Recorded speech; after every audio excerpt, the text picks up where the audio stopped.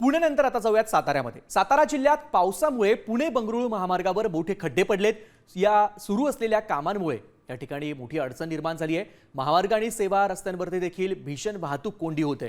प्रवाशांना जीव मुठीत धरून प्रवास करावा लागतोय। प्रशासनाने तातडीने खड्डे बुजवून वाहनधारकांची गैरसोय दूर करावी अशी मागणी आता जोर धरते। दरम्यान या ठिकाणचा आढावा घेतलाय आमचे प्रतिनिधी ओंकार कदम यांनी। पाहूयात। सातारा जिल्ह्याच्या पश्चिम भागात जो मुसळधार पाऊस कोसळतोय त्याच्यामुळे जिल्ह्यातील बऱ्याच ठिकाणी रस्ते हे अक्षरशः खड्डेमय झाल्याचं पाहायला मिळतंय। आपण आता उभे आहोत, हा महामार्गाच्या लगतचा रस्ता आहे आणि या रस्त्यावर आपण पाहतोय की अक्षरशः खड्ड्यांमुळे रस्त्याची चाळण झालेली आहे।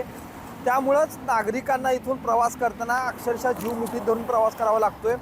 सततच्या पडणाऱ्या पावसामुळे या खड्ड्यांमध्ये पाणी साचतंय आणि या पाण्यामुळे सुद्धा या खड्ड्याचा अंदाज न आल्यामुळे बऱ्याच वेळा इथं अपघात घडल्याचंही पाहायला मिळतंय।